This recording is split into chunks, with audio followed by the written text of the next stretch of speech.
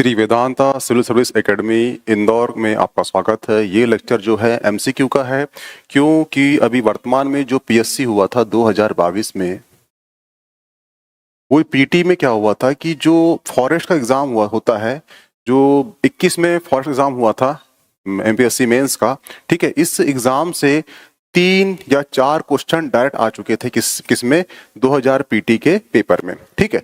तो ये एकेडमी द्वारा ये चलाया जा रहा है कि 2023 में जितने एग्जाम हुए हैं, ठीक है, उसकी एमसीक्यू चलाई जाएगी, प्लस उसमें जितने भी तथ्य होंगे, एक्स्ट्रा तथ्य जो आपके एग्जाम दृष्टि महत्वपूर्ण होंगे, ये सब भी उसमें एक्सप्लेन कराया जाएगा। तो ये लेक्चर उसी का है, ठीक है। अब एग्जाम हुआ था 2023 में, पशु चिकित्सीय विस्तार अधिकारी परीक्षा, ठीक है। और इसमें क्वेश्चन ये है कि 91वें संविधान संशोधन द्वारा 2003 के द्वारा उपबंधित किसी राज्य में मुख्यमंत्री सहित मंत्रियों की कुल संख्या विधानसभा के कुल सदस्यों की संख्या के कितने प्रतिशत से अधिक नहीं होना चाहिए, ठीक है। ये क्वेश्चन को शुरू करने से इसकी थोड़ी सी कहानी बताता हूं आपको मैं। कहानी क्या है? कहानी शुरू होती 1990 से। 1990 में क्या हुआ था कि किसी भी पार्टी को बहुमत नहीं मिला था। जब बहुमत नहीं मिला था तो 56 मंत्रालय थे। कितने मंत्रालय थे? 56 मंत्रालय थे। इसमें से कुछ मंत्रालय बहुत बड़े थे, ठीक है।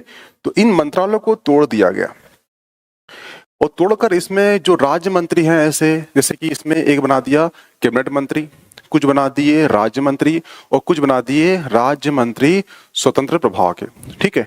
इसको मिलाकर एक बना दिया गया क्या? मंत्री परिषद, ठीक है। परंतु मंत्री परिषद बना दिया गया, परंतु मंत्री परिषद जो थी इसकी संख्या डिफाइंड नहीं थी कि मंत्री परिषद जो आकार है कितना होगा। तो इसके बाद क्या होता है? 2003 आता है। 2003 में क्या होता है? 91वां संविधान संशोधन होता है और इस संविधान संशोधन में बताया जाता है, प्रावधान रहता है कि लोकसभा और एक होगी विधानसभा, ठीक है। यानी कि जो केंद्र में मंत्री परिषद होगी वो लोकसभा की संख्या, जो उसकी स्ट्रेंथ होगी, उस स्ट्रेंथ की 15% से अधिक नहीं होना चाहिए। क्या बोला? कि जो केंद्र में मंत्री परिषद होगी वो लोकसभा की संख्या का 15% से अधिक नहीं होगी। हुआ क्लियर? वो सेम कंडीशन कहाँ आती है? राज्य की मंत्री परिषद में आती है। उसमें कहा गया कि राज्य की जो मंत्री परिषद होगी उसमें जो विधानसभा है उसकी जो स्ट्रेंथ है उस स्ट्रेंथ की 15% से अधिक नहीं होना चाहिए। तो इसका आंसर क्या होगा? 15%। हुआ क्लियर? परंतु दिल्ली की बात की जाए तो यहां पे 10% है। यानी कि यहां की विधानसभा में कितने हैं संख्या? वो संख्या है 70। तो यहां पे 10% है, कितने होंगी? मंत्री परिषद कितनी संख्या होगी? वो 7 होगी। परंतु जहां पर 40 है, सदन की संख्या कितनी है? 40 है, तो उनकी जो मंत्री परिषद होगी वो 12 से अधिक नहीं होना चाहिए। तो इतने इसके फैक्ट थे, ठीक है। आपसे सिंपल सा क्वेश्चन पूछेगा आपसे कि 91वां संविधान संशोधन कब हुआ है? 2003 में हुआ है। इसमें प्रावधान क्या है? तो 15% से अधिक नहीं होना चाहिए कुल सदन की संख्या, लोकसभा विधानसभा दोनों। दिल्ली में कितना है? 10% है। जहां 40 है वहां पर संख्या कितनी होगी? 12 से अधिक नहीं होना चाहिए। हुआ क्लियर?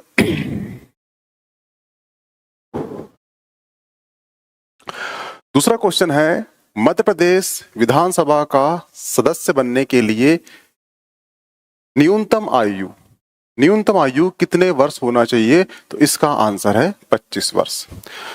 25 वर्ष की आयु ही न्यूनतम होती है किसकी? विधानसभा की, एमपी में, ठीक है। और एमपी विधानसभा कितनी है? तो वो है 230। और विधानसभा के जो अध्यक्ष अभी कौन है? वो है गिरीश गौतम। और गिरीश गौतम किस विधानसभा क्षेत्र से बिलोंग करते हैं? तो ये है देव तालाब। देव तालाब किस जिले में है? तो वो है माऊगंज में। माऊगंज जिला कब बना है?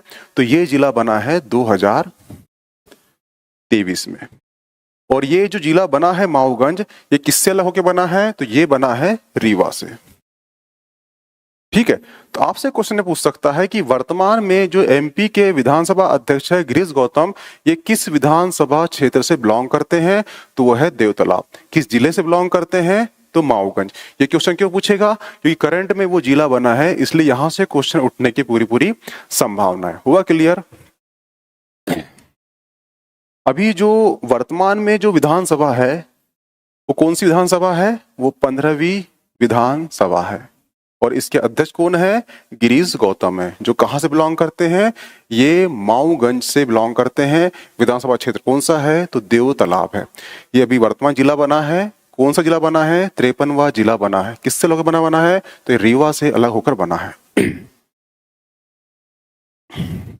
तीसरा क्वेश्चन है मध्य प्रदेश पंचायती राज विधेयक।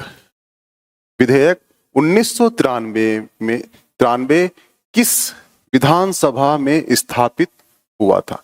यानी कि एमपी वो राज्य है जब 73वां संविधान संशोधन हुआ था। इस संशोधन के पश्चात जो एमपी पहला राज्य था जिसने अपने यहाँ पंचायती राज व्यवस्था का गठन किया। हुआ क्लियर? तो इसकी शुरुआत होती है कहां से? चोल काल से। तो जो पंचायती राज है ये क्या होता है ये समझ जाइए, इसका हम समझ जाएंगे। ठीक है, तो इसका जो आंसर है, इसका आंसर जो है आयोग ने दिया है कितना? सी, 10वीं विधानसभा। वर्तमान कौन सी विधानसभा है? वर्तमान में 15वीं विधानसभा है। हुआ क्लियर? अब पंचायती राज जो है आपके सिलेबस में अलग से मेंशन है। तो पंचायती राज शुरू कहां से होता है? चोल काल में। चोल काल, चोल काल में एक अभिलेख मिला है। कौन सा?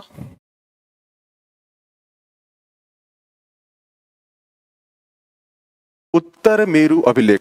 उत्तर मेरु अभिलेख में पहली बार स्थानीय स्वशासन ने पंचायती राज के बारे में उल्लेख मिलता है। कौन सा? चोल काल में, हिस्ट्री में। इसके पश्चात आता है कहां पर? 1882 आता है। 1882 में कौन आता है? एक आते हैं लॉर्ड रिपन। और लॉर्ड रिपन जो है भारत में पंचायती राज या स्थानीय स्वशासन स्थापित करने का प्रयास करते हैं। फिर आता है कौन सा सन? 1919।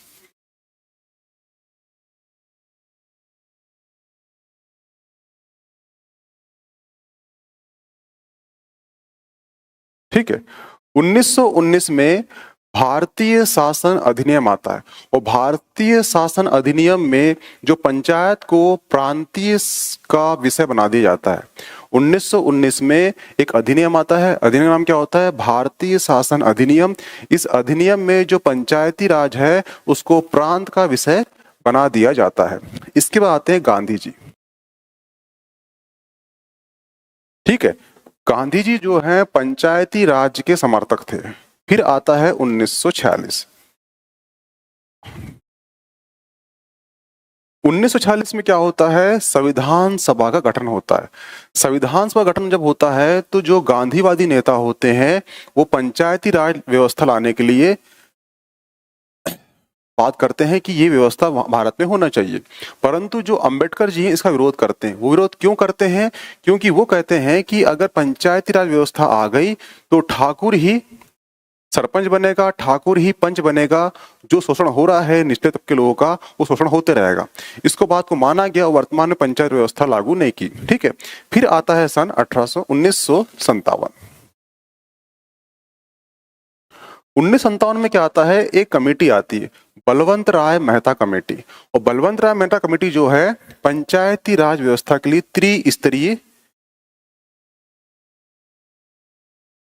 त्रिस्तरीय व्यवस्था देती है। ठीक है, इसमें ग्राम पंचायत, जिला पंचायत और पंचायत समिति, ये 3 व्यवस्था देते हैं। ठीक है, इस समिति के अकॉर्डिंग जो है पहली बार 2 अक्टूबर 1959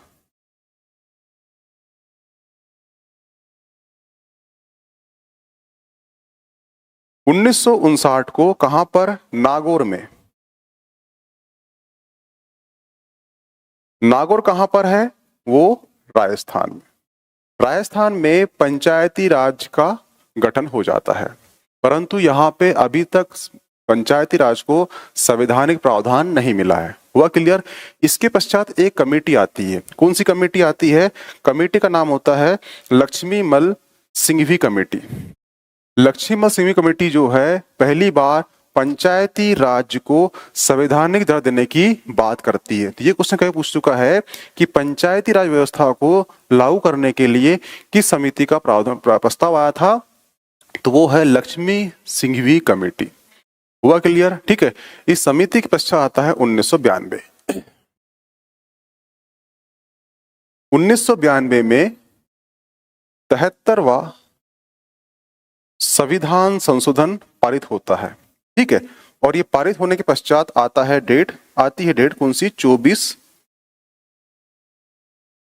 अप्रैल 1993। और यहाँ पे राष्ट्रपति के सिग्नेचर होते से ही भारत में पंचायती राज व्यवस्था लागू हो जाती है। इसलिए 24 अप्रैल को पंचायती राज दिवस मनाया जाता है।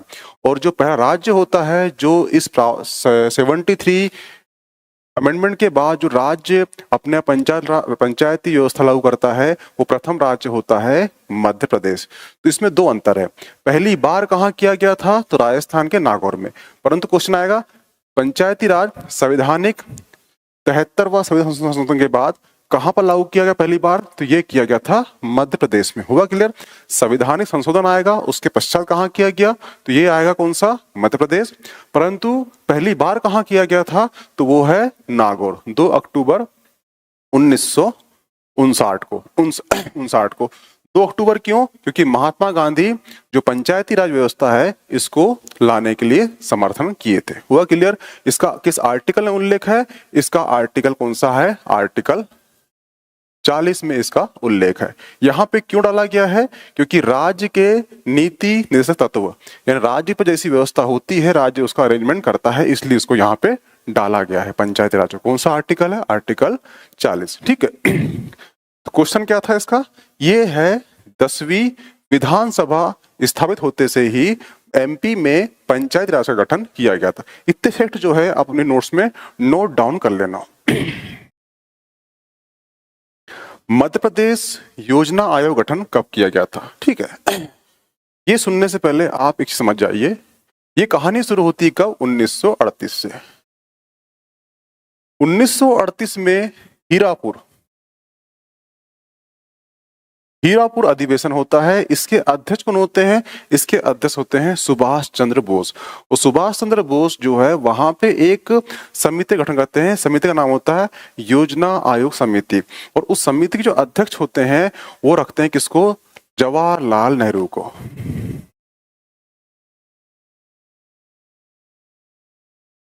जवाहरलाल नेहरू को। हुआ क्लियर? और जवाहरलाल नेहरू जो होते हैं इस कमेटी के अध्यक्ष होते हैं। ये समिति का उद्देश्य क्या होता है? भारत में आर्थिक विकास के लिए योजना बनाना। क्या था? भारत में आर्थिक विकास के लिए योजना बनाना इस समिति का उद्देश्य था। ठीक है। फिर आता है कब? 1946। 1946 में क्या होता है? केसी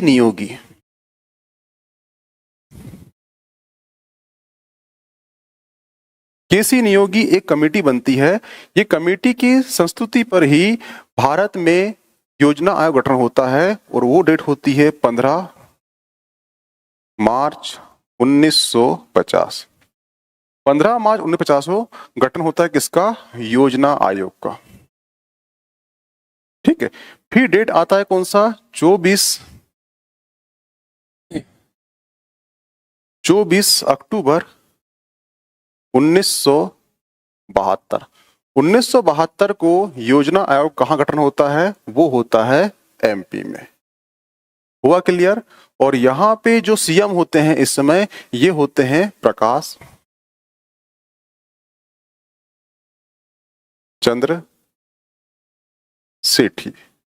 हुआ क्लियर? तो इसका आंसर होगा बी। ठीक है।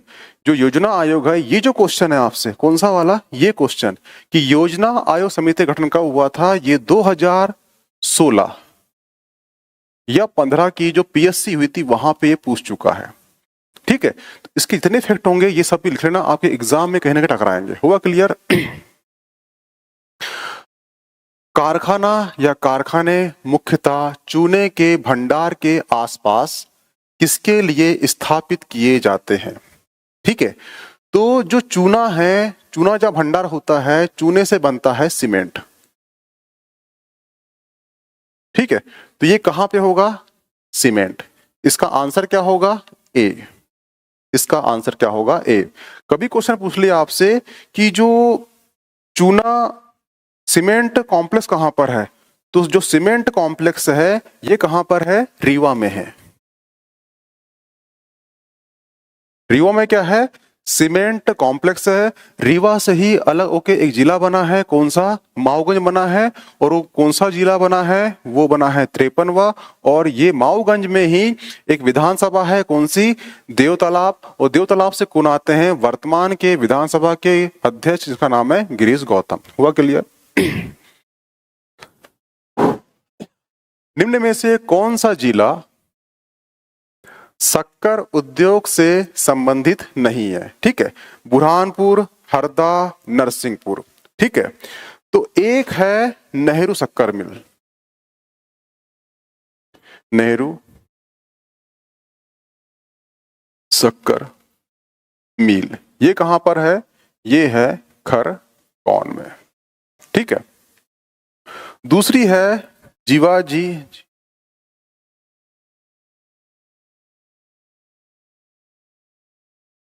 शक्कर मिल। ये कहां पर है? ये है मंदसौर में।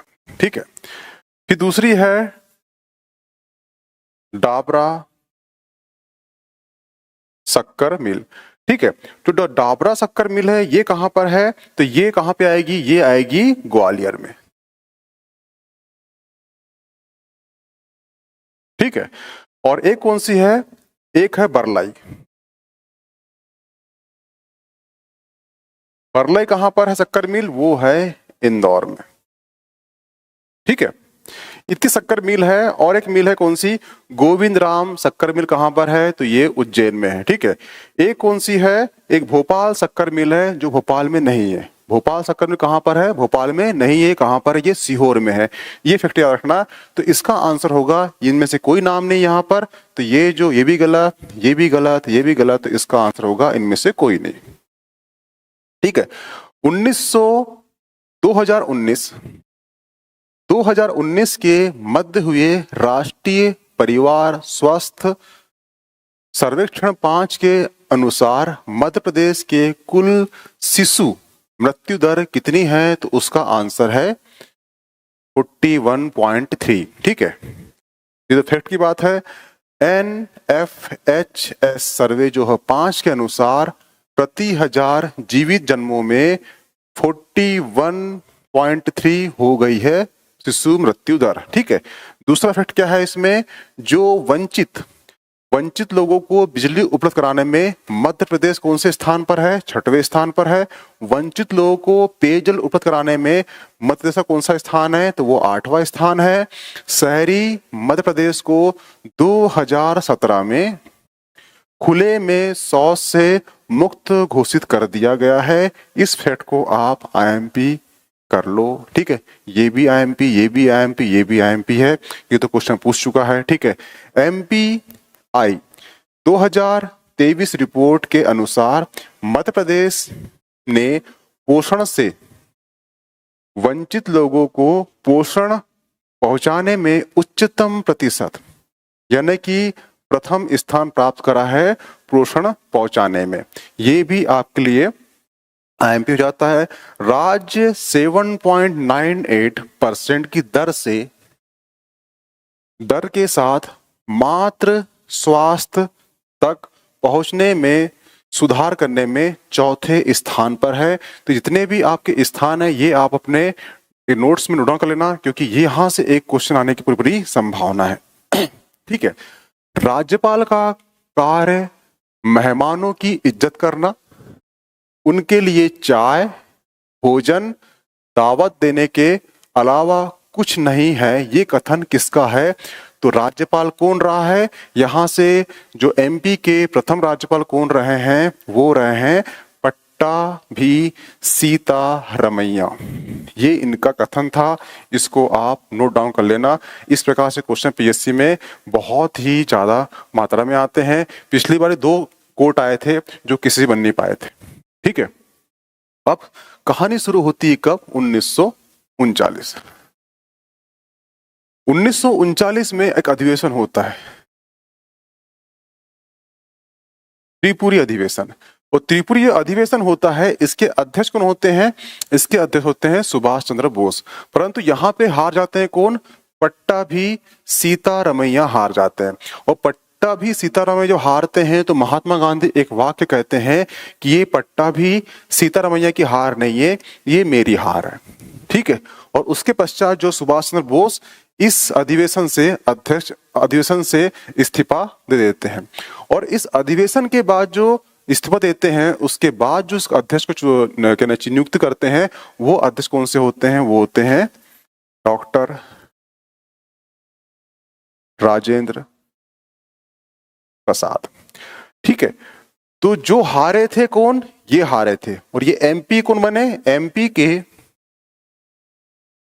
प्रथम राज्यपाल बनते हैं कौन? पट्टाभी सीतारमैया। और जो इसके बाद अध्यक्ष बनते हैं कौन? डॉक्टर राजेंद्र प्रसाद। ये भारत के पहले राष्ट्रपति बनते हैं। हुआ क्लियर? और ये कथन किसका था? इनका था, क्योंकि ये राज्यपाल रहे हैं, एमपी के रहे हैं, प्रथम रहे हैं। विशेष आर्थिक क्षेत्र क्रिस्टल आईटी पार्क निम्नलिखित में से किस शहर में है? तो ये तो सबको बन गया होगा, इंदौर में। ठीक है, ये जो है ये क्वेश्चन तो कटी कर दो। आप 2011 की जनगणना एक बार देख के जाना। पिछली बार कम से कम 3 या 4 क्वेश्चन डायरेक्ट 2011 की जनगणना से आए थे। संयुक्त राष्ट्र महासभा के 78वें सत्र के अध्यक्ष के रूप में किसे नियुक्त किया गया है? तो ये है डेनिस फ्रांसीसी को। डेनिस फ्रांसीसी को नियुक्त किया गया है। संयुक्त राष्ट्र संघ की स्थापना कब होती है? तो ये होती है 24 अक्टूबर 1945 को गठन होता है इसका। ठीक है, इसका मुख्यालय कहां पर है? हेडक्वार्टर कहां पर है? तो वो है न्यूयॉर्क में। ठीक है, इसके कितने अंग हैं? तो इसके 6 अंग हैं। 6 अंग में जो 5 अंग हैं उसका जो मुख्यालय है वो कहां पर है? वो भी न्यूयॉर्क में है, न्यूयॉर्क में। ठीक है, और बचता है कौन सा? एक इंटरनेशनल न्यायालय। इंटरनेशनल न्यायालय जो होता है उसका मुख्यालय अलग है, उसका मुख्यालय है नीदरलैंड द हेग में है। हुआ क्लियर? जो 6 अंग है, 6 अंग में से एक अंग है महासभा। महासभा को विश्व का लघु संसद कहा जाता है। उसमें से एक जो अंग है वो है सुरक्षा परिषद। सुरक्षा परिषद को दुनिया का पुलिस मेन कहा जाता है। ये फैक्ट भी आप रख लेना कि ये एग्जाम में इस टाइप क्वेश्चन आते हैं। ठीक है, 10 अक्टूबर 1945 को संयुक्त राष्ट्र संघ की स्थापना हुई। इसका 78वां सत्र हुआ वर्तमान में। इसके अध्यक्ष कौन है? डेनिस फ्रांसीसी।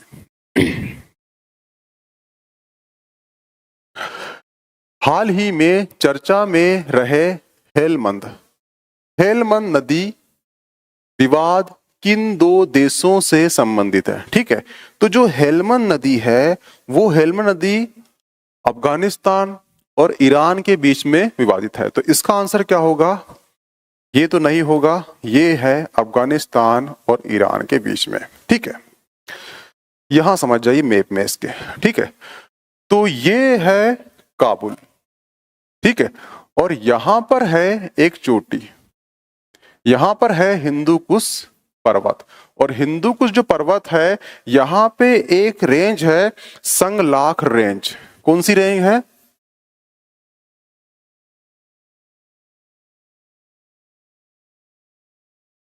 ठीक है, संगलाख रेंज से नदी निकलती है। कौन सी? वो निकलती है कौन सी? हरमंद रिवर। ठीक है, यहां से निकलती है। हिंदू कुश पर्वत के संगलाख रेंज से एक नदी निकलती है और नदी का नाम क्या है? वो नदी है कौन सी? हेलमंद नदी, ठीक है। और ये नदी निकलती यहां से, इस टाइप की निकलती है ये, ठीक है। और यहां से निकलकर ये जाती है कहाँ, हामुन। एक हामुन झील है, कहां पर है, वो है ईरान में। ईरान में एक हामुन वेटलैंड बोल दो या झील है, ये ईरान की सबसे बड़ी मीठे पानी की झील है, यहाँ पे गिरती है, ठीक है। जो नदी है, हेलमंद नदी है, वो अफगानिस्तान की सबसे लंबी नदी है। और इन दोनों के बीच में 1973 में एक संधि हुई थी, ठीक है, जल को बंटवारे को लेकर, ठीक है। परंतु वो संधि में कोई अमल नहीं हो पाया, उसका विवाद चलते रहा। वर्तमान में भी इसका अमल, ये विवाद चल रहा है, ठीक है। तो यहां से क्वेश्चन क्या उठेगा कि जो संगलाक रेंज कहां पर है, तो वो हिंदू कुश पर्वत की रेंज है, ठीक है। उससे कोसे निकलती है, तो हेलमंद नदी निकलती है। हेलमंद नदी कहां पे गिरती है, तो एक झील है, वो झील कहां पर है, तो वो झील है ईरान पर है। वो झील का नाम क्या है, हामुन, हामुन वेटलैंड या हरून झील है। ये जो झील है ईरान की सबसे बड़ी मीठे पानी की झील है। और ईरान में ही एक बंदरगाह है, वो बंदरगाह का नाम क्या है, चहबार बंदरगाह। और चहबार बंदरगाह जो है भारत के लिए आर्थिक रूप से अति महत्वपूर्ण है। ये हो गया कांडला बंदरगाह और ये हो गया मुंबई बंदरगाह, ठीक है। ये है पाकिस्तान। सपोर्ट इससे नहीं है तो सपोर्ट हमको इससे लेना पड़ता है। चहबार बंदरगाह, आपसे क्वेश्चन आएगा चहबार बंदरगाह कहां पर है, तो वो ईरान में है। हुआ क्लियर। और नदी कौन सी है, हेलमंद नदी कहां पर है, वो अफगानिस्तान में सबसे लंबी नदी है। विवाद का कारण किसका है, तो दो देशों का है, एक है ईरान और एक है अफगानिस्तान। पहली महिला कबड्डी लीग का खिताब किसने जीता, तो वो जीता है उमा कोलकाता ने। हाल ही में वर्ष 2023 का जूनियर हॉकी चैंपियनशिप पुरुष खिताब किस राज्य ने जीता है, तो वो जीता है एमपी ने। किसे हराया है, अब नेक्स्ट क्वेश्चन आएगा, किसे हराया है, तो वो हराया है चंडीगढ़ को। जब कोई जीतता है किसे हराता है, ये भी याद कर लेना। कभी क्वेश्चन क्या बोलता है, वो नहीं पूछता जो जीतता है, ये पूछता है किसे हराकर जीता है। तो एमपी जीता है किसको, चंडीगढ़ को हराकर जीता है। हाल ही में जारी की गई फीफा 2023 रैंकिंग, ठीक है, इसमें भारत की रैंक कौन सी है, तो वो 99वां रैंकिंग है, ठीक है। मेरा गांव मेरा तीर्थ योजना एमपी के किस जिले से आरंभ की गई है, तो वो हरदा जिले से आरंभ की गई है। हरदा जिले का कौन सा उत्पाद हुआ है, तो वो है बांस, ठीक है। जो बांस है वो बालाघाट का भी है, ठीक है, और कहाँ का है, वो देवास का भी है, ठीक है। भोपाल का क्या है, जरोदी पर्स है। निवाड़ का धनिया है। सागर का क्या है, कृषि उपकरण है। और मेरा गांव मेरी मिट्टी, जो मेरा गांव मेरा तीर्थ जो योजना है वो शुरू हुई है हरदा जिले से। किस राज्य में डॉक्टर भीमराव अंबेडकर की 125 फीट जो मूर्ति है, प्रतिमा अनावरण किया गया है, तो वो किया गया है तेलंगाना में, ठीक है। और 19 फीट जो मूर्ति है वो कहां पे की गई है, तो वो की गई है यूएसए के। यूएसए कहां पे की गई है, तो वो की गई है मैरीलैंड में, ठीक है। और इसे क्या नाम दिया गया है, इसे नाम दिया गया है statue of equality. Statue of equality Bhimrao Ambedkar की मूर्ति का नाम है। और ये कहाँ स्थापित की गई है, यूएस में की गई है। और ये इसकी हाइट 19 फीट हाइट है। इसकी हाइट इसलिए याद करना जरूरी है क्योंकि भारत के बाहर सबसे ऊंची मूर्ति अंबेडकर जी कहाँ पे स्थापित की गई है, तो यूएसए के मैरीलैंड में स्थापित की गई है। इसका नाम क्या है, स्टैच्यू ऑफ इक्वलिटी। और भारत में 125 की गई है, कहां पे की गई है, तो वो तेलंगाना में की गई है। मध्य प्रदेश राज्य में कुल कितने, ये जो क्वेश्चन है इसको डिलीट कर दिया है उसने, किसने, आयोग ने। 17वां प्रवासी भारतीय दिवस कहाँ आयोजित किया गया था, आप सभी को पता है, ये इंदौर में किया गया था। प्रवासी भारतीय दिवस क्यों मनाया जाता है, क्योंकि 9 जनवरी 1915 को महात्मा गांधी दक्षिण अफ्रीका से आए थे। ठीक है, फिर आता है 2003। 2003 में ये प्रवासी भारत दिवस मनाने की प्रवासी भारतीय दिवस जो है मनाने की घोषणा की जाती है। ठीक है, फिर आता है सन 2015। 2015 से ये प्रति 2 वर्ष में मनाया जाता है। कौन सा? भारतीय प्रवासी दिवस। ठीक है, और 2023 में ये 17वां प्रवासी दिवस मनाया गया।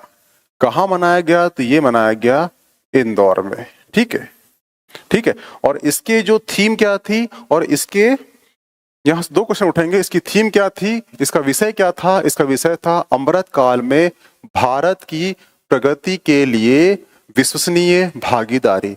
अमृत काल क्यों बोला गया है? अमृत काल 75 ईयर हो चुके हमें आजादी के लिए, इसलिए बोला गया है। अमृत काल शुरू कब से हुआ है? वो हुआ है 12 मार्च 2021 से। 12 मार्च क्यों लिया गया है? क्योंकि 12 मार्च 1930 को महात्मा गांधी ने दांडी मार्च यात्रा निकाली थी, इसलिए इस डेट को यहाँ पे लिया गया है। ठीक है, इसके मुख्य अतिथि कौन थे? तो वो थे गुयाना के राष्ट्रपति मोहम्मद इरफान। इसके क्या मुख्य अतिथि थे। ठीक है, मध्य प्रदेश का पहला मेडिकल डिवाइस पार्क कहाँ पे स्थापित किया जा रहा है? तो ये किया जा रहा है उज्जैन में। हुआ क्लियर?